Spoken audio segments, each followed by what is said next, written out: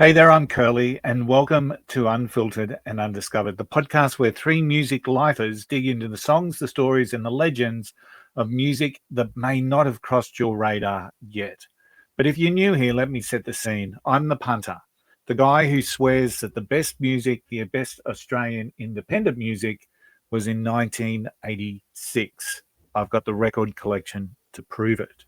Now, joining me each week, I've got Braggy. He's a lifelong muso, a dreamer that's still waiting for that one song of his to go viral.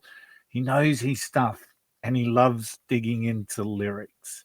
And of course, we've got Rossi, the roadie, the manager, and the guy with the story about every band that's ever plugged into a pub PA system anywhere from Perth to Parramatta. Together, we get unfiltered with the best undiscovered artists across Australia and occasionally the world. And occasionally, we also talk a whole lot of rubbish around artists that we already love. Let's get into it. Hey y'all, I'm Allison Asarch from Nashville, Tennessee. Hey, I'm Sean Fraser from the Ritzy Kids. Hunters, this is Johnny from Rail Motor. Hey, it's Shane from Blind Season. Hey, it's Rob Stanier, and you can check out my music on all the streaming platforms. Check out my latest music on all the streaming sites. Check out my debut album on all streaming platforms. Check out our new debut album. Check us out on Spotify and Apple Music. And you're listening to our friends, Braggy and Curly. And my favorite bands from Australia. My two favourite podcasters, Braggy and Curly. Braggy and Curly. On the Unfiltered and Undiscovered podcast. And Rossi. Hey there, everyone. It's Curly here, and welcome to episode 202 of the Unfiltered and Undiscovered podcast. Tonight, we've got a pretty special show. We're talking to our special guest, Gavin Harper, who's from East Tennessee. So, welcome to the show, Gavin. Before we get to you, however, I've got my co-host there sitting right next to me, and our other co-host is out there on the penal colony of Norfolk Island. So, Rossi, I hope you're enjoying your holiday. But Braggy, how you been, buddy? What's been happening? Awesome. Had a bit. Went to saw Paul Kelly on Saturday night. On Thursday night. Yeah. Our guest probably doesn't know Paul Kelly, which is a shame because he's like an Australian legend, and he's an icon really in Australia. But one of the supports, there was Fanny Lumsden. She was the first support. I don't know if you know Fanny Lumsden. She's won a golden guitar at the Tamworth Country Music Festival. Okay. An ARIA nomination. Yeah. But the other support was the legendary Lucinda Williams, which maybe Gav might know because she's sounds familiar, yeah. American icon, yeah. She's born down in Louisiana, and she kind of was a bit of a child prodigy. Her father was a poet, and she was very instrumental in the Americana sort of rebel scene with Tom Petty and Steve Earle and all those guys. That makes more sense. Yeah. Yeah. Great songwriter. I think Rolling Stone magazine put her in the top 100 songwriters. Oh, She's wow. 70. She's 72. And she was born with spina bifida. Her father had spina bifida, and she had it as well. So she kind of had to be walked out on stage. She grabbed hold of the microphone, but man, she just gained strength as soon as that music started. And her band was killer. Like you can tell, these guys, they're all kind of our age, Curly. They've seen a lot, played a lot. So yeah, it was great. And then Paul Kelly was great. And Lucinda did say she loved the Australian music scene because of the way we support, like original independent artists, which I guess is what this show's about. Yeah, so she says not so absolutely. much back where she's from. And it's not nighttime, Curly. It's actually morning here. Yeah, it's. I know it's going to be seen at nighttime, this show. And so it is evening in East Tennessee, or early evening, or the throes of darkness. I haven't had my coffee yet. My coffee shop doesn't open till 8 o'clock in Adelaide. Adelaide's not like New York. Adelaide's the city that often sleeps. So that's okay. I'm happy to get up when we've got a guest on from the country that gave us. Yeah, absolutely. Jazz, the blues, it's rock and always roll. cool talking with people from our international artists that come on. But Braggy, we've had a disappointing start to the AFL finals. The Lions picked up a loss and the Crows picked up a loss. So both our teams lost. To our guest who probably doesn't know AFL, it's one of the biggest sports in Australia. It's the best footy code, even though Curly wouldn't agree. Yeah, but it's the second best. Yeah, so we're into the finals, or like the playoffs, as Gavin might call it. Yeah. All right. So Gavin, let's turn our attention to you. Obviously, there's a big age differential on the panel today. I mean, I believe you're 17 years old, right? Yeah, I am 17. That is so cool.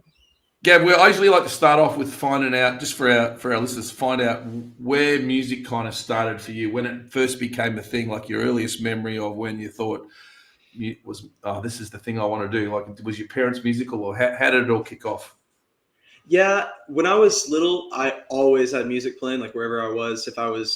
Even since I was in the crib, they played music for me. I fell asleep to music. I rode in the car to music. I did everything to music.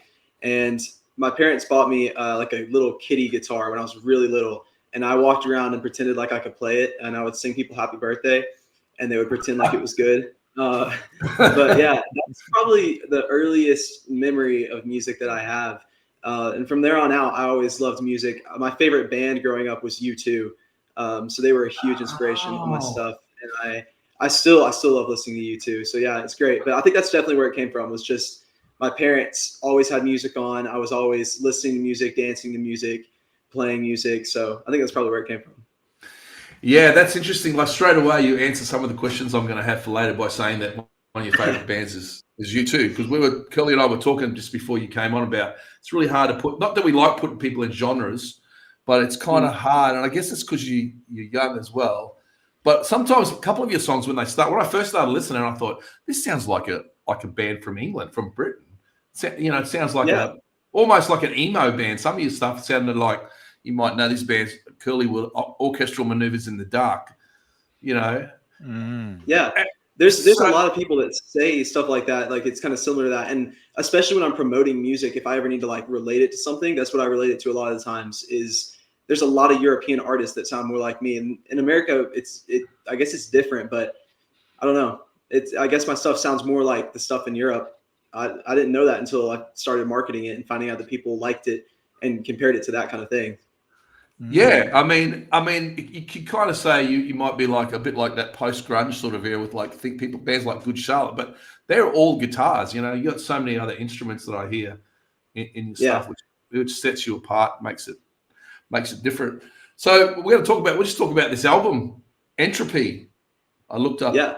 I kind of knew what it meant, but I looked it up in Wikipedia just in case.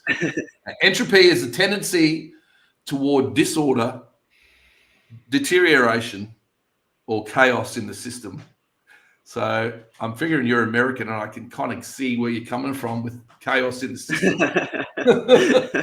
but it's a pretty dark album for a young person. Mm-hmm. Tell us about that.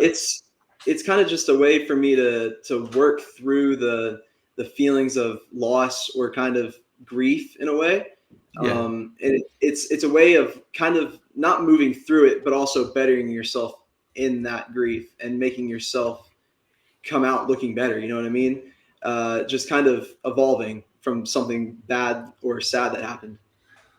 Yeah, music's good like that, isn't it? You can use it as therapy. That's why I love music. Yeah. So the last single was Dance with the Darkness. Tell us about that. What's that about? What darkness are we dancing with? Yeah, that one's about kind of, the best way I can describe it is it's about the fight that goes on between like your mental health and the ones who love you and the people that want to help you kind of move through some of your challenges. Yeah. It's about that constant tangle and that constant fight that goes on both of those sides. It's really about how a lot of these feelings of depression or anxiety or just fear, anything like that, it can really stick with you. But if you cling to the people that know you the best and love you the most, then you're going to be okay in the end. Yeah, so there's a line in another song there. You got, I think it's This Feeling. My heart tells my head to settle down. I picked that out. Oh, that's a great line. So I guess that's, even though it seems like a dark sort of album, there's hope there. Yeah. That's that song especially really kind of underlines the hope that's underneath all of it, because occasionally you do have these times where you're really, really happy or you're really ecstatic about something and something really feels right. But then you come around the next corner and it doesn't feel as right. Something goes wrong, and it's just and it's really a roller coaster. Mm. So.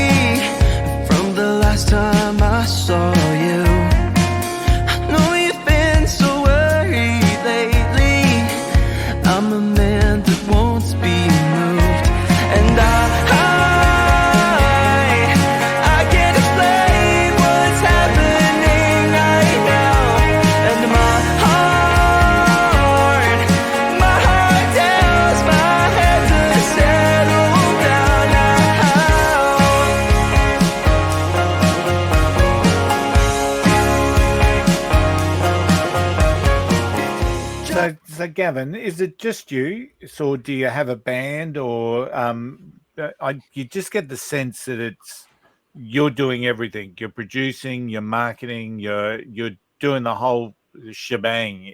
Have I got that right? Well, on that front, yeah. I mean, I do the performing and everything. I don't have a band that I play with or necessarily that I record directly with, but my parents are the biggest support system that I have. And when I record or write a song and I kind of get a demo down, my dad is always there for me to bounce ideas off of. He went to school for music engineering and he was in a band. I mean, he knows a lot about these things. So I bounce these ideas back and forth with him. Sometimes he writes a song and gives it to me, and I kind of take my own take on it, give it back to him, and we kind of pass it around back and forth. It works really well that way because I know my dad, obviously, and it's easy to communicate and say, this is exactly what I feel like this should be. And it just comes out so much better. And he works so hard on mixing and producing, and I sit down with him, and that way I'm always there instead of sending it to somebody or having a person that I've never met do it. It's someone that I know and I can always go to and be like, hey, what if we tried this? Let's try these ideas. And he does a great job at that. So the production wise, we kind of do that together and everything. And even my mom, she helps a lot. We call her the momager instead of manager. She's the momager. So yeah, she helps a lot with the marketing and a lot of the press. A lot of the press she helps with, because with school and everything, it's hard to balance all of it at once. And a lot of times I kind of just have to sit back, and all I can worry about is, okay, I got to film this and I got to practice this. And they help me a lot because it gets a little overwhelming at times. I guess also, and I know this from experience with my family, they're the one people that you can trust to go, if something's not right, they'll go, no, that's shit. They're not afraid. They're not afraid to tell you, are they? Yeah. And you need that. A lot. You need that. Oh, that's good. You need that. And it's hard. It's hard to get that rejection, but it's best coming from people who actually know you. Yeah. Yeah, it definitely is. So did you play everything then on the album? How do you record? Do you just do it at home? Yeah, so a lot of the ideas I come up with at home. Maybe I just sit down with an acoustic guitar. I've got like inspiration. I want to get the writing out as fast as I can, because I'm like, I got this idea in my head. A lot of times I might just sit down with an acoustic guitar, sit down with an electric guitar, something like that. I know the guitar best.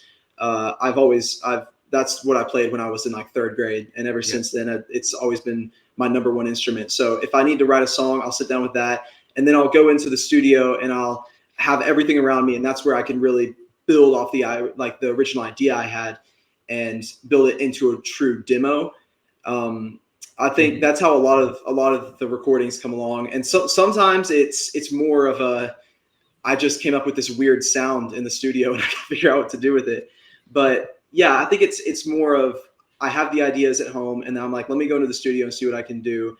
I play guitar, I play a little bit of piano and a little bit of drums, just enough to know what I'm doing. I would like to learn more of both piano and drums because it helps a lot with other things and understanding kind of, okay, this is a good idea for this song. This is a good idea for this song. It helps a lot. It opens a lot of doors into new rooms.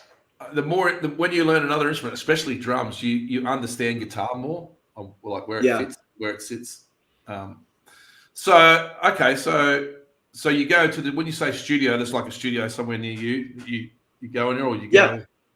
Yeah, it's I kind of just it's down the road from me. I go in and I kind of have everything in, not a circle necessarily, but it's all close. So if I record my guitar, then I can just get up and walk over to the piano and do that. Or if I need a drum idea, there's a little electric drum set. I can sit there and I can figure things out. It helps a lot to have everything around you instead of having to be like, let me go look for something that I can find like this instead of kind of. So it's your studio. It's not like your dad's studio, is it? Yeah. It's our studio. It's a little building we got. And we kind of worked it out to be that. Yeah. And you just use like Logic or Pro Tools or something? Is that what Logic Pro is my big one. I use Logic Pro. Okay. Yeah, it's beginner friendly and it's got such a high like skill ceiling. Like there's so much you can do with it that it was definitely a good choice. It's definitely easy for old guys too, like me. So Gavin, being self-marketed, self-promoted, all that sort of stuff. I mean, currently on Spotify, what is it, 15,000 monthly listeners? That's pretty impressive for a 17-year-old still at school and doing a lot of this stuff themselves. Where have you found that base? How have you built that base? What have been some of the key things that you've done that have enabled people to hear your music? Yeah, it's definitely it was a big lesson learned as I grew I started when I was in freshman year in high school, and I always wanted, I want everybody in my school to listen to this. I want everybody around here to listen to this. And after a year or two, I kind of realized they won't. And that's okay, because at the end of the day, if they don't like it, they're not even a fraction of the rest of the world. And there's so many people out there that can like it. And with social media today, it's quite literally easier than it's ever been to get music heard wherever. So social media was a huge thing for me. Just being able to send it to the people that are fans of, like I said, U2. I love U2. If fans of U2, fans of Imagine Dragons, fans of Sam Fender is a big artist that I like. So it's easy to push my content towards those areas, and that's kind of where I can gather fans from. Yeah. And I noticed when I clicked on your little, like where your gigs are, you got a heap of gigs. That's kind of just around the local sort of. I guess when you're at school, you can't really be going off for too long. Yeah. I don't want to play on school nights because then I have to get up early the next morning. I'm like, man, I'm tired. I've done that a few times.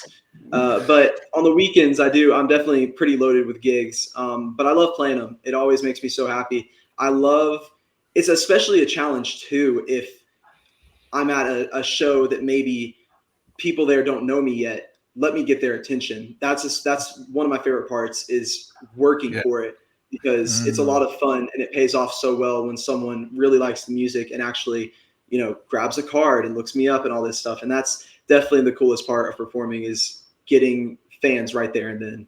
So when you play live, do you like just play with your acoustic guitar, or do you have like your own backing tracks of your own songs, or do you? Yeah. So recently I've done acoustic guitar for the past 3 years, and it was just acoustic for a long time. And then I was like, these people that are seeing my shows, a lot of them don't know what my music truly sounds like. And they don't know what the actual sound of it is. When I play it, I always love to play covers too that people love. So if I play like a cover of a pop song, that's not really what my music is. So if I play a pop song and then I play an acoustic version of my song, they can easily get the wrong idea. And it doesn't allow people to see what it actually sounds like. So I recently have bought a system where I can play backing tracks and have ear monitors and everything and Yeah. play my songs to click tracks and everything Yeah. while I play acoustic guitar, just because a band is more complicated than just, hey, can you guys play for me? And also Absolutely. it allows for a lot of problems. Just if, well, this person can't make it, then the whole thing's, gonna be a lot harder. Yeah, we know that. But still, I think that just playing them acoustically is still really good, because you'll know it's a good song in yourself. Yeah. If it works with just Yeah. with the guitar. Yeah. So I heard somebody say once that if you can't play a song on the acoustic, maybe it's not as good of a song as you thought. yeah. And I thought that's a pretty good standard to set, because there's a lot of songs. Now there's some songs that might not work at all, but I think that's what I've always strived to do, is if I have a song, let me try and do it on the acoustic and see if I can build the idea from there. Yeah, and a lot of times it comes, and you've got such deep lyrics for a young guy, so that's what carries a song with just an acoustic, something that people can, because there's only two things to listen to, and most people can listen to the words. Yeah, and I've got a bit of a concept when I'm listening to music, and one of the concepts is the Sunday session. Sitting back on a nice sunny afternoon with a cold beer, and you're at a beer garden or a pub. And you've got an acoustic guitarist there, and it's just the vibe. It's and some of your songs really have that vibe, and even though that the material or the story behind the song might be a little bit less perfect than sitting in a beer garden having a nice cold beer, but you've got that vibe about it. It's cool, it's casual, it's just sort of creating that ambience to that sort of a day. So it was really hard to pinpoint you and say, well, yes, you can hear this and you can hear this, because in this song you can hear this, and then some of your music arrangement is really quite interesting. There's just correct me, Braggy, which song there's some subtlety of piano in it, and you can hear it, but then it's not an overwhelming sort of a sense of piano. So Black Cars has got the piano comes in, which makes it different from that. So let's talk about that. I mean, I saw and read on your socials that you lost your auntie and uncle, and I'm assuming when I saw Black Cars and the name of the album, I thought, well, that's going to be about funeral cars. So what were they an influence on your music career, your auntie and uncle? Yeah, definitely a huge influence. I lost my aunt when I was in 8th grade. It was the day I was supposed to go on vacation. Like, I was in school. I told everybody, like, I'm going to Florida. And I was like super excited. And I got out and I got in the car. And my aunt, she had been sick, and I knew she was not doing well. But I got in the car, and my parents were like, hey, we got to go to the hospital instead because your aunt's sick and she's not doing well. So we went that night, and I saw her. And that was the last night that I got to see her. And there were a lot of feelings of maybe I didn't get to say everything I wanted to say at that time. And I held on to that for a long time until over this past winter, my uncle, who was her husband, also passed away of cancer. And after that, I felt sort of a resolution, but also a need to kind of get some of the thoughts out that I maybe felt like I couldn't say at the time. And also, how can I, like I said earlier, how can I move myself through this grief and come out better? And that's really where Black Cars came from. That's where Dance with Darkness came from. That's where Breaths came from. A lot of songs originated from those feelings. Wow. Yeah.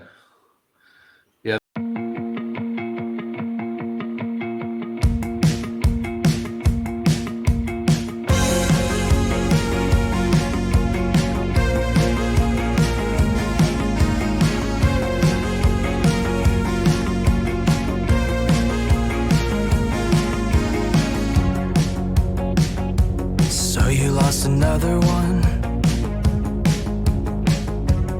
someone you knew was always there in your corner.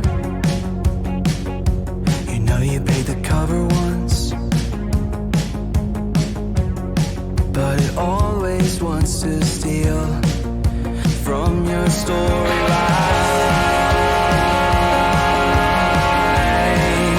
from your storyline.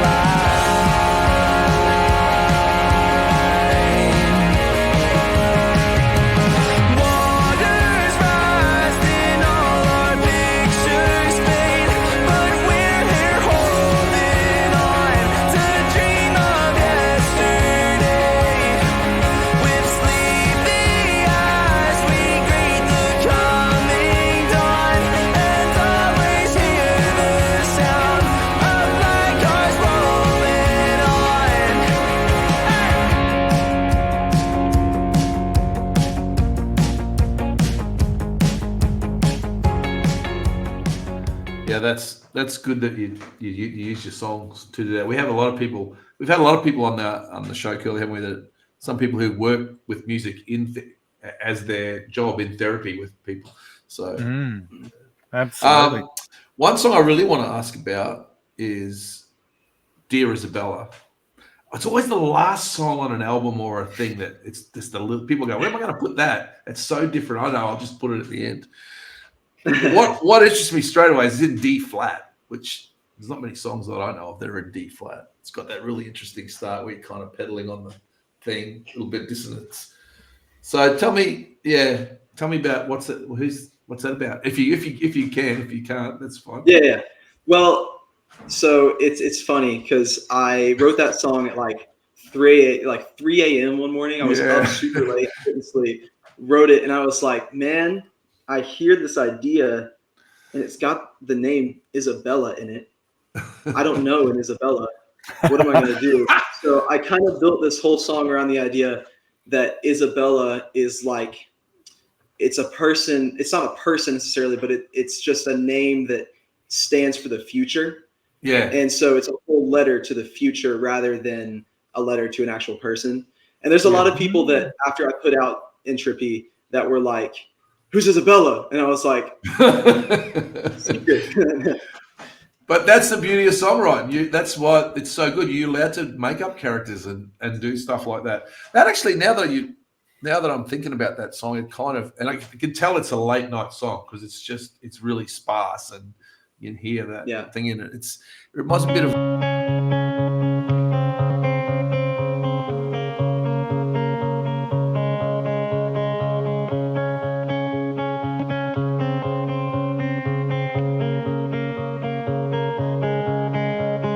Dear Isabella, what do I say to you?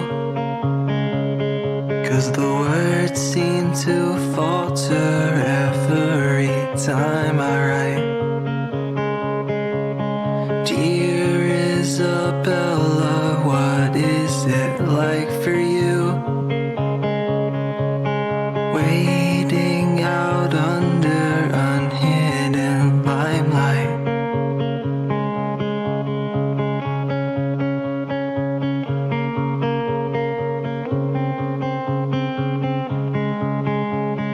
Handprints in concrete don't wash away in time.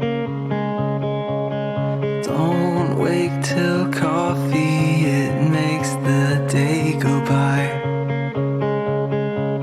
Key confrontations as we watch worlds collide.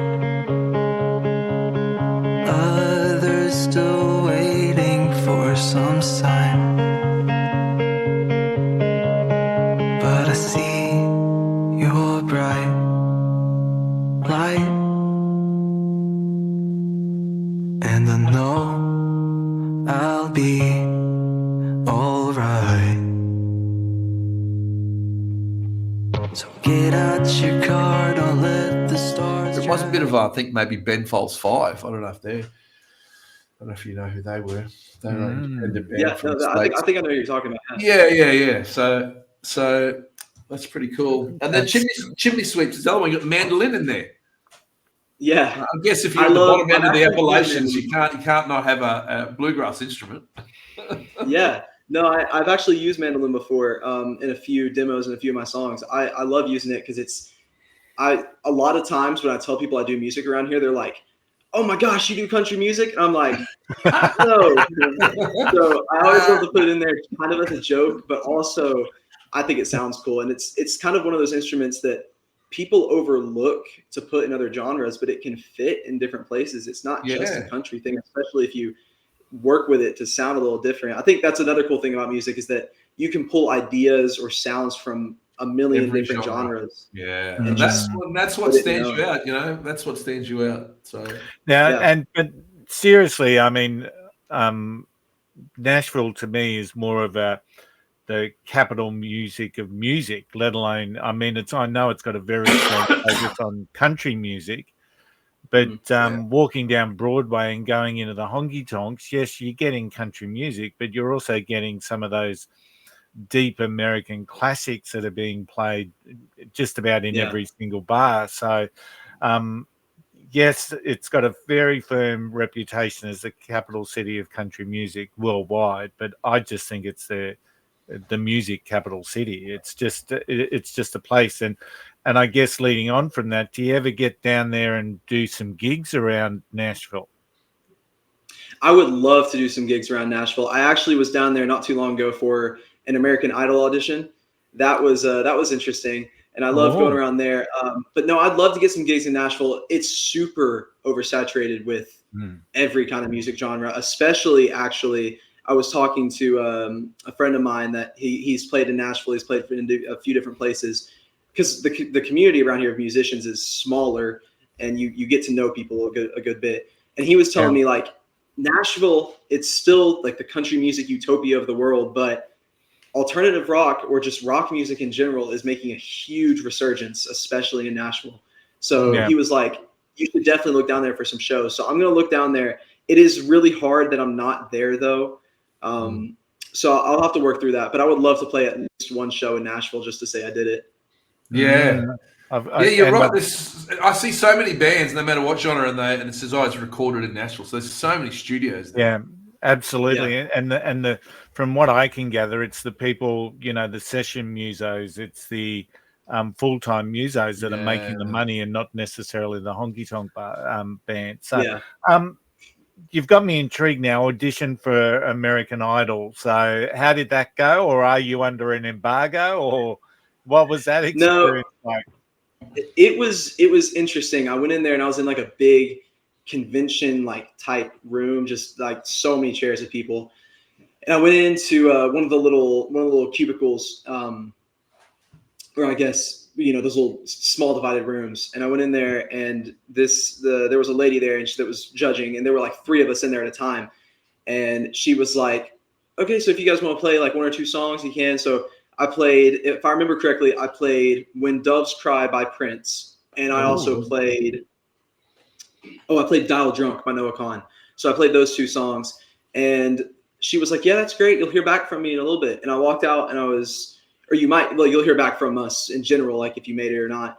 And I walked out, and I was super proud of myself. And then my mom was like, there was actually a guy that just went back there because he said he moved on, and I was like, oh. So I didn't get into that. But I'm actually doing a virtual audition for The Voice coming up here in the next few weeks. So I'm super excited for that. It's really cool. They do it, and so does American Idol. They do virtual ones that you can just sign up for and kind of log in and do it just like this. You just play a song. Oh, wow. So yeah, I'm super excited for that. But it's great because I would love to be on American Idol or The Voice because I feel like it's a great step up or a boost.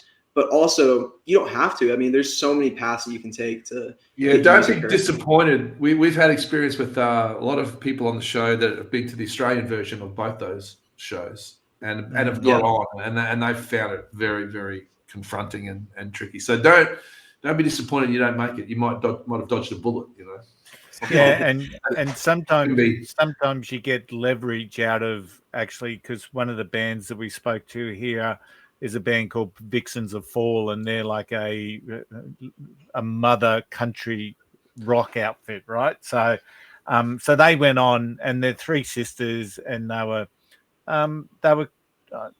were given some feedback around their harmonies. I heard nothing wrong with their harmonies, just quietly, but anyway. But so the next day on their social media, so of course I didn't get a chair turn. But the next day on their social media, all of a sudden they're playing up to it. So your favorite non-chair turning band is playing this Sunday night down at Chattahoochee's and whatnot. So I think you can still get some leverage and exposure just for getting on and having the crack. Because exactly. You're going to pick up new followers. That's a social media post. I auditioned for American Idol and they missed the chance. they missed an opportunity. 100%. Yeah, I mean it's televised, so it's publicity in general. It's definitely a good chance. I would love to do it, but like I said, I've never really been too discouraged because I've always loved to like work through it on my own a little bit. So I know you said that it's hard. It's hard, obviously, and we know it's hard to get a band together. But do you think that's in your future? You'd really like to do that, man? Maybe you find some guys in Nashville, man. Yeah, I would love to start a band or kind of have a band that plays with me. I think my problem with it is I wouldn't really want to meet someone completely new and then have to start a band with someone and learn the person at the same time. It would be great if I knew some people that would be willing to do that, but I don't, unfortunately. I kind of go to a small school here. Okay. But I'm hoping that I can graduate and go to Belmont University in Nashville. It's a private institution, but I'm hoping I can get in and get some good financial aid to go there. And I'm hoping that if I do that, then I can meet some people that I get to know and then can do things like that with and explore Nashville with, especially because Belmont, they literally have classes in some of the studios on Music Row. So it's a huge deal wow. there. Yeah, it's a really big fun to go. Yeah, that's my dream school for sure. So is that the uni that sits in behind Music Row there in Nashville? I There's don't an know where it institution there. actually is. Yeah. I think it is. Yeah. There's 3 big schools in Nashville, and that's one of them. So I think it is. Yeah. Yeah, that's awesome. Talking about school, so you mentioned it's a small school. You also mentioned no one didn't pick the single up. So what sort of response do you get from your fellow students when you tell them you're a muso, or they know you're a muso? Do they treat you any different, or do they look up to see where you're playing and support you? Yeah, it's really been eye-opening with that. Ever since I started, there's people that will be like, "Oh my gosh, I listened to your new song," and I'm like, "Oh hey, that's cool, great," and they won't do much more than that. And then there's some people that will poke fun about it and just mess around here and there, and I'm like, whatever. It used to bother me, but by this point, I'm like, I don't like you anyways. But then also, they're the ones you put in a song later on when you're famous. You put them in a song. Yeah, it's a diss track. Yeah.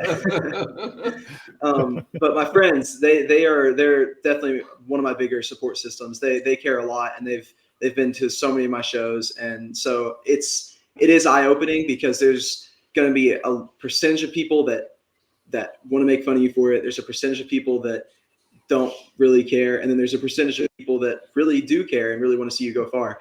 And I think that's been an important lesson for me because I've learned to cherish those people more. Yeah. And have you ever had someone come up and say, "You've written a song about me. Why did you put me in that song?" Or they've presumed that it's about them? No, I actually haven't had that happen, honestly. The only thing, like I said, I've had people. If you meet someone called Isabella, that's a problem. There are some people in my school named Isabella, but I haven't had any problems with that yet. I don't know if they realize. I don't think it's going to be a problem, but we'll see. That's great. So I just had realized, you're only 17, so can you still play at venues where licensed venues where they serve alcohol, or do you have to play? Yeah, I can. There's no rule or law against it or anything. Okay. I've never had a venue that's been like, well, actually no, because if you're that much younger, then you shouldn't. I've never had that happen. The only thing is that I always make sure for now, if it's a venue like that my dad is there with me or my mom or just someone is there to be there. Just because, I mean, to buy you a beer. Especially we live in a tourist town, and a lot of visitors come here, and a lot of people get drunk too. So I've always worried that someone's gonna make a bad decision or something and start to heckle me or something. So I do always have a parent there for shows like that, but I've never had a problem with that. I mean, a lot of the people, if they're drinking, they're probably tipping more because they're drunk. Yeah, so. That's right. You take advantage of it. Absolutely. So just the last question. I know this is one of Braggy's as well. The song Undertow. That's my favorite. Yeah, it's got a real reggae sort of a feel to it. So I'm really glad you pointed that out. Yeah, because that's how the song started. Actually, I was like, let me sit down and try and make a reggae song, and 15 minutes later it wasn't. So it really. I actually wrote a reggae song later on from that, but no, Undertow has always been one of my favorites, and Undertow was actually the first song that really people started to listen to it that I didn't know. And I would see these numbers coming on Spotify, and it was just crazy because all these people were listening to it, and I didn't know these people. That was the first experience I really had with that. But Undertow's always been special to me. I've always thought it was a great song. I've always been super proud of it, and I love playing it live. That's my favorite one. It's a good song.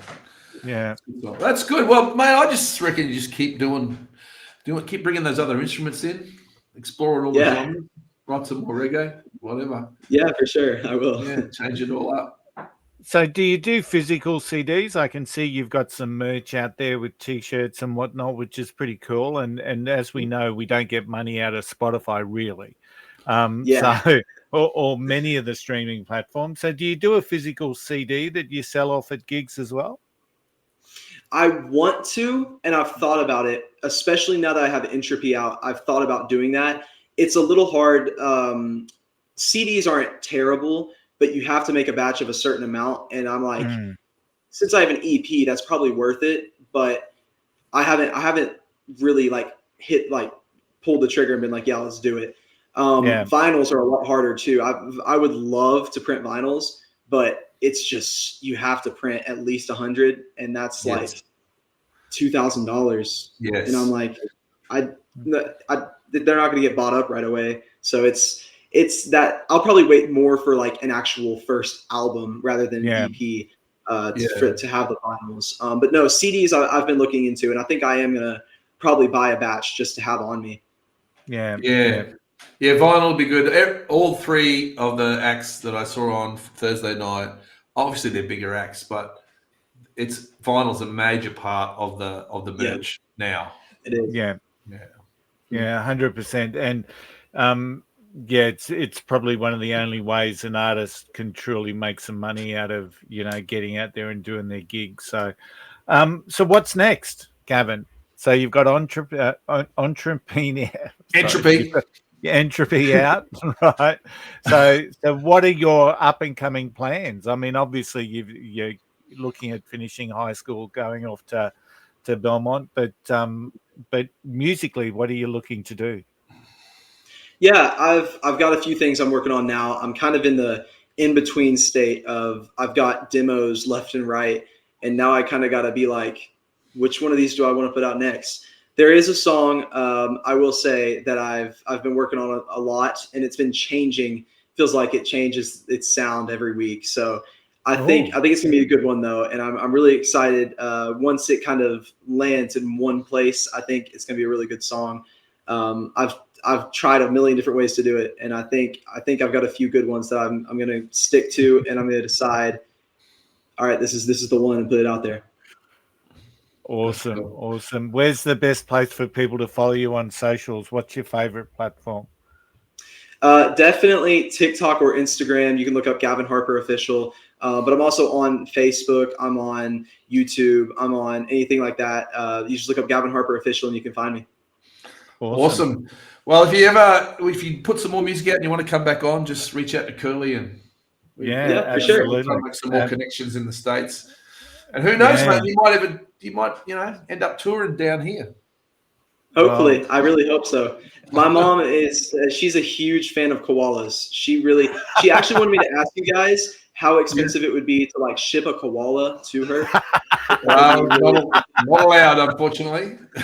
Actually, it's in some places in Australia they're on the endangered part because of all the urban expansion, they knock down the gum trees, and so And then I was at a leadership conference up on the Sunshine Coast this week, and part of the joy of that was it's just kangaroos are everywhere. So, the Americans seem to have this vision that kangaroos are leaping down our suburban streets. No, they don't.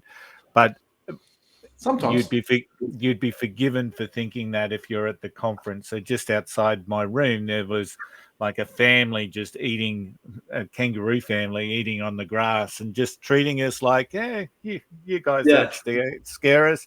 So it was pretty amazing. Also, you tell your mum the koalas look cute, but they got claws, like the guy. What's that guy? Yeah. Hugh Jackman. Yeah, they got this. But they are cool. We got black bears here, so they're bigger.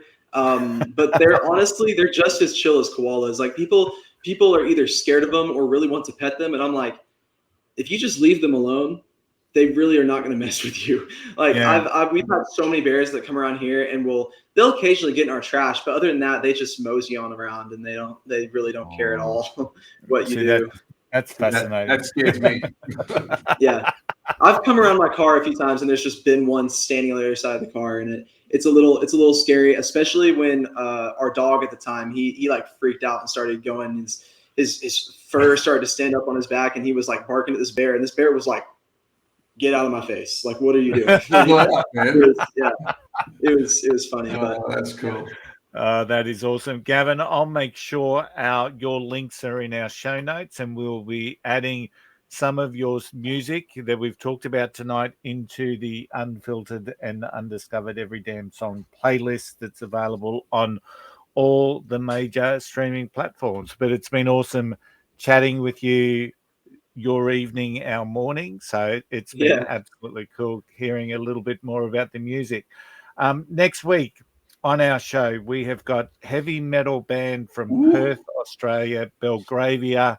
I'm really looking forward to having that chat. We haven't had a heavy metal band on for a while. So it's going to be pretty cool. So wherever you're listening to this, thank you for joining us. And make sure you follow Gavin. Braggy, awesome catching you on a Saturday morning. And coffee's open now. I can go and get coffee. We will see you all again next week. Thanks, Gavin. Thank you.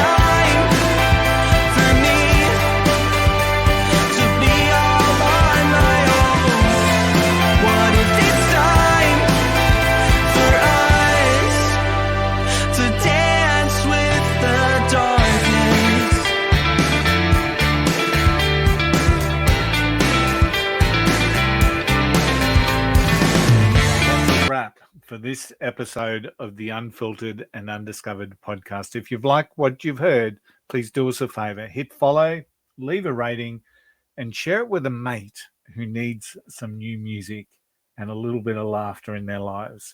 We're all about discovering the songs that actually mean something. So if you're into raw talent, great stories, and music that hits you right in the guts, you're in the right place, and we'd love to see you back again next week. Don't forget our Spotify playlist. Every damn song, every track we've ever talked about, rising female country artists and undiscovered covers. And just now, they're not just available on Spotify. You'll also find them on YouTube Music and Apple Music as well. Now, we will be back next week with more music, more stories, and probably some more arguments. But that's what keeps us unfiltered. We'll see you next week.